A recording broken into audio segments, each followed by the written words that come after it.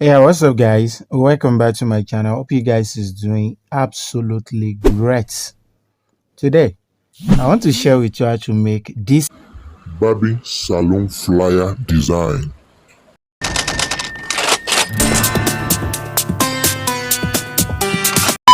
jumping into this. Let's check the intro.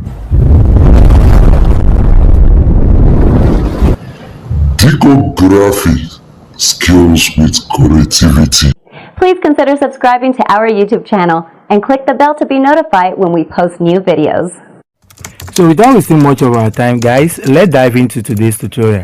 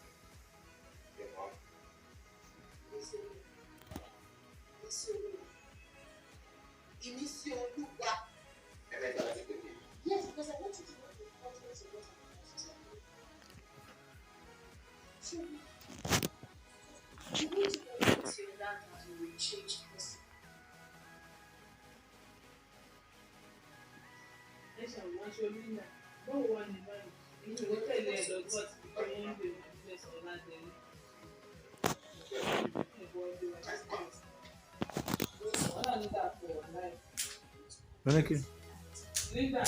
Mm.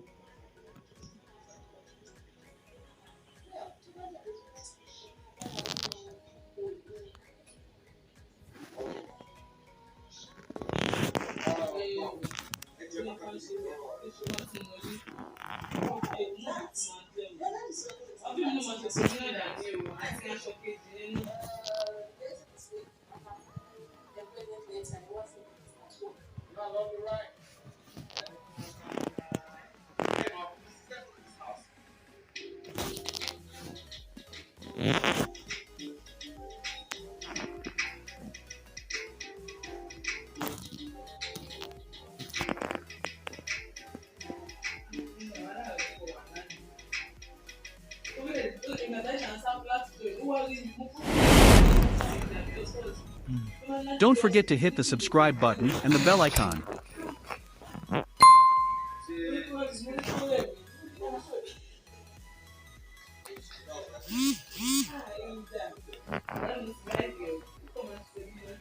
Oh, nice. Me àti ẹ̀ la mọ́ ń gbọ́ra wáyé. Mo ti mọ́ ń ta ko gbogbo everybody. Ó close. Mo ti wá wá débi kìnìún kan ìfẹ́ kì. Ọlọ́kọ́ kí good morning. Mo ní good morning. Ó hàn kí mo mọ́ ń side o. Màá tún àgbà fẹ́ wà kó ìmọ̀bílẹ̀ mo ní kí ló fẹ́ kí ló ń ṣàlàyé gan wá ṣàlàyé fún wa ṣàlàyé fún bàbá. Inú ẹ̀ dùn mí. Abọ́ ògbẹ́ ẹ̀dùn.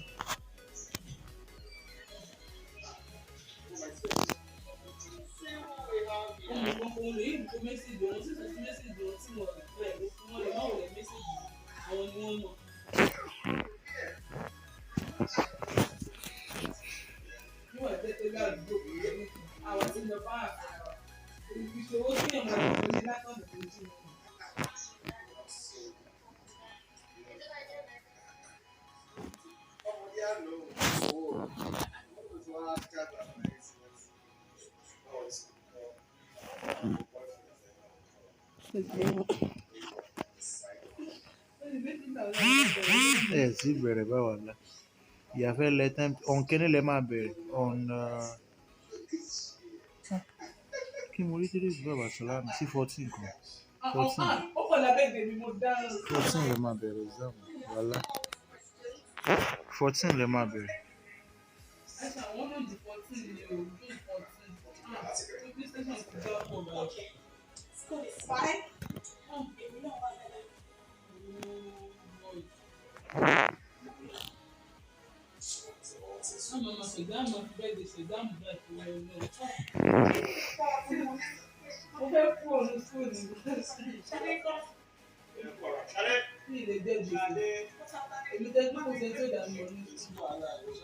Òṣìṣẹ́ àṣekò fàájọ́ everybody mọ̀ káyé gbọ́kọ̀rùn mọ̀. Ní kò ṣe kó pe àwọn èèyàn.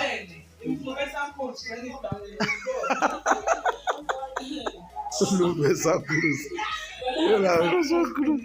Ó ṣe ojú wọn ló ra bisikíìtì and everything for everybody. Yà kó pe pati o pe tí everybody wá kán jẹun kán yó. Kó tiẹ̀ dáná kó ṣe fried rice for everybody. Ara mi fún wa lọ.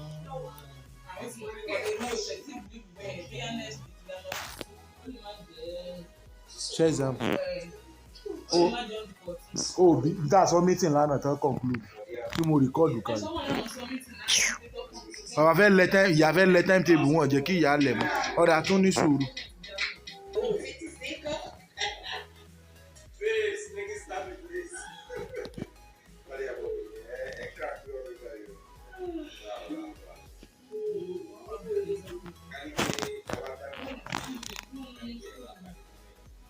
O fẹ́ kó bẹ inú school.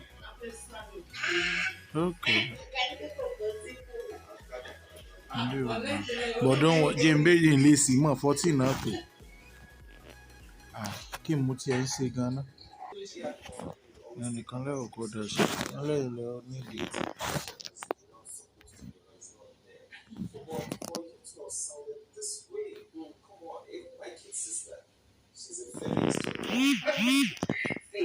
I don't support domestic violence, but I also don't support spreading rumors just to get attention, you know.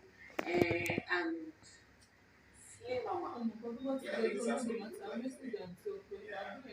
Slay Mama. Where did that come from? See, that's just the hustle mama. This girl right here is working at Apple to great. Nothing like a word great. Okay, so how about so we're going to discuss about this very particular topic. More robustly, that's sleep hustle. You know, so that we're going to discuss more about that.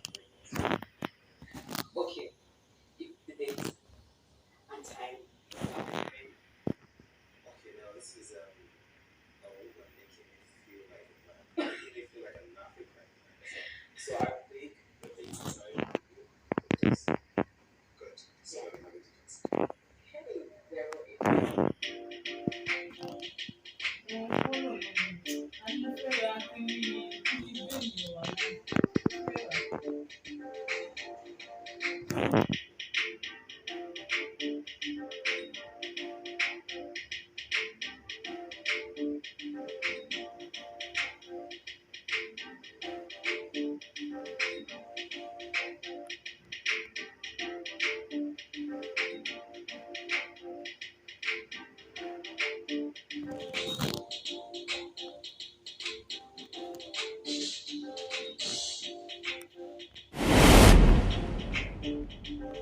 Don't forget to hit the subscribe button and the bell icon.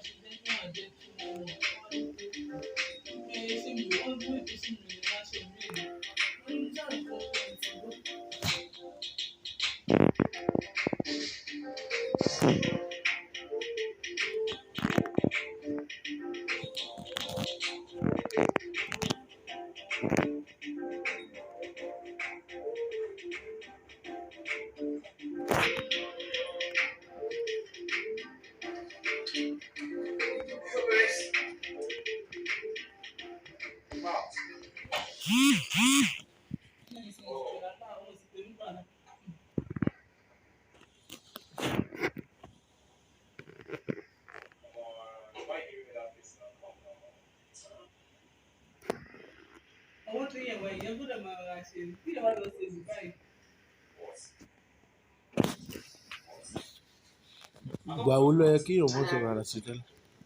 Lọ́wọ́ tá a wà yìí nìyẹn bí lọ́wọ́ rẹ̀ ṣe ju wàhálà tí òun ti fẹ́ sáfù òde fún bàbá yìí. Wàhálà tí àwọn fẹ́ sá lọ bí mo bá mo lè lọ Ìbàdàn wàhálà ọkọ mi wọ́n ti kọ̀pilé wọ́n lè gbọdọ̀ wálé wọ́n tó fà náà yẹ mi. Àbúrò mo ti fẹ́ adébẹ́sẹ̀ ìsàmù pé kí wọ́n wà nínú pé kí wọ́n jókòó pé kí wọ́n kàwé wàhálà ìtàlẹ̀ àbọ̀n láǹtà mọ́ So, wàhálà ìtàlẹ̀ ọlọ́run. I used to like that. Ilé ìbá tó máa ń kó lóra ìdílé tó ta ló ti bẹ́ẹ̀ dé tó lọ dá nǹkan.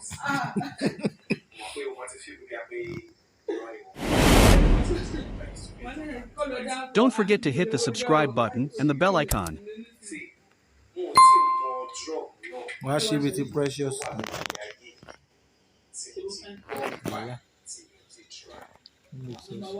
Yes, spoke locally. With questions. But see, as a way, one blue bar. Ìjọba the questions. Tí o yà sọ pé wọ́n wá lù pa á. Ní ọ̀sẹ̀ nà mo gbọ́dọ̀ yà sọ fún ẹ̀bẹ̀ ni tèmi ṣe lé. ìyàlẹ́ wa lù pa rárá.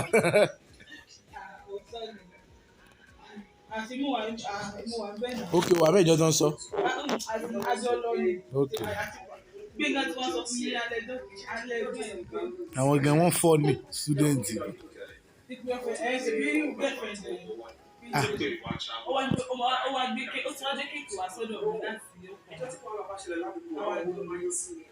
Àní olóò ní ìjọba èdè kò wá lè séyàn tó ní wíìgì mọ̀ kó bọ́ta. Èmi sọ̀rọ̀ wà láì mo ní mo jẹ́rìí yóò sẹ̀.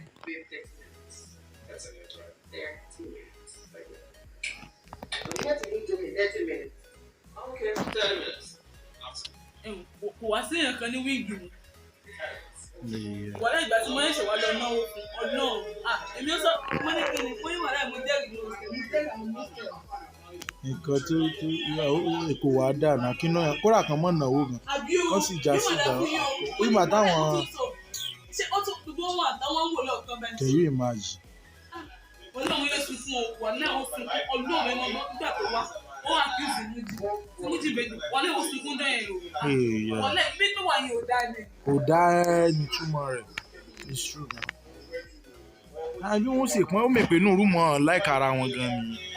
Kò bá sí lẹ́gùn Ẹ kò wá ní mí ni. Àwọn jìnnà bọ́ta náà even though àwọn jìnnà tó bá bí wọ́n ṣe kéèkì. Wà láì. Ọlọ́run kò sí mú jẹ́ ọ̀nà ó sónú náà tẹ́lẹ̀ nù. Wọlé kò sónú olóògbé ṣòṣò sónú. No, mo ní mújì sónú ó sónú tẹ́lẹ̀. Ìgbà tó ṣe bẹ́ẹ̀dì ó ní bẹ́ẹ̀dì ìhun ìbọ́ sígbà sùn. Wọlé bẹ́ẹ̀dì mi wọlé ẹgbẹ́ sọ fún yẹ́rì bí ó ṣe lọ inú skul. Àwọn tó wíṣì mi last. Èyí náà mọ̀. Èmi bẹ́ẹ̀ ni ìfẹ́ kó wa mi sí ìnáwó ìrìn ọlọ́run tó ìmúlẹ̀ fẹ́ sá lọ. Wàhálà ìwé ìṣe sọ ìwọ ká ọmọ ní sí yóò sọ pé mo tiẹ̀ ti rò pé kìtì ẹ̀ sí bákan. Wọlé ìfẹ́ kó wa mi sí ìnáwó ìrìn mi ṣe á bí sí.